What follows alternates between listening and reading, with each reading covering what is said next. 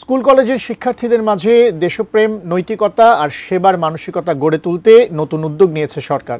এই লক্ষ্যে সব শিক্ষা প্রতিষ্ঠানে প্রাত্যহিক অ্যাসেম্বলিতে পুরনো শপথের বদলে এবার নতুন শপথ পাঠ করানোর নির্দেশনা দিয়েছে শিক্ষা মন্ত্রণালয়, যেখান থেকে বাদ দেওয়া হয়েছে শেখ মুজিবুরের অংশ, যুক্ত করা হয়েছে নতুন বাক্য। পরিবর্তিত এই শপথ বাক্যে কি কি থাকছে সেই খবরই জানাচ্ছেন এসআই রাজ।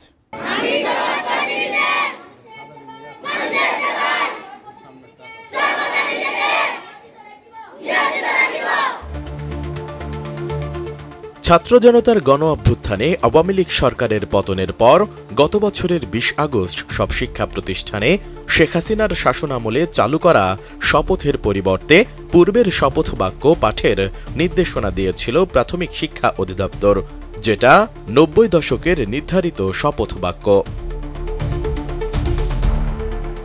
তবে এবার মাধ্যমিক ও উচ্চ মাধ্যমিক শিক্ষা প্রতিষ্ঠানের প্রাত্যহিক অ্যাসেম্বলিতে শপথ বাক্য পাঠ করার বিষয়ে নতুন নির্দেশনা দিয়েছে সরকার।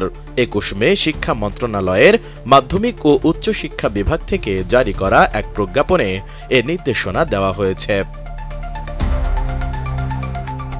প্রজ্ঞাপনে বলা হয়েছে, সাম্যের বাংলাদেশ প্রতিষ্ঠার লক্ষ্যে শিক্ষা প্রতিষ্ঠানে শিক্ষার্থীদের মধ্যে দেশপ্রেম উদ্বুদ্ধ করতে নিম্নোক্ত নির্দেশনামূলক শপথটি দেশের সব শিক্ষা প্রতিষ্ঠানে প্রাত্যহিক সমাবেশে পাঠ করার জন্য অনুরোধ করা হলো।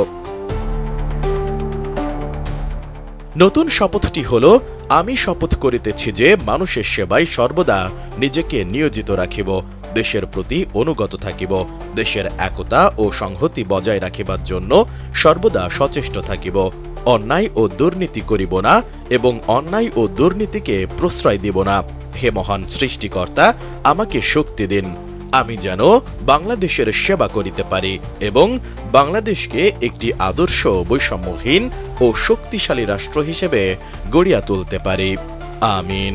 টানা সপ্তমবারের মতো বেস্ট টিস্যু পেপার ব্র্যান্ড হিসেবে স্বীকৃতি পেয়েছে বসুন্ধরা টিস্যু।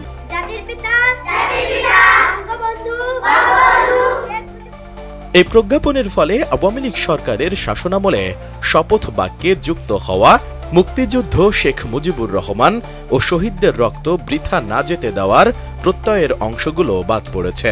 অর্থাৎ ৯০ দশক ও একবিংশ শতাব্দীর শুরুর দিকে শিক্ষা প্রতিষ্ঠানে যে শপথ নেওয়া হতো, পুনরায় সেই শপথ বাক্যটি পাঠ করতে বলা হয়েছে। তবে তার সঙ্গে নতুনভাবে যুক্ত হয়েছে অন্যায় ও দুর্নীতি করিব না এবং অন্যায় ও দুর্নীতিকে প্রশ্রয় দেব না এই অংশ দুটি।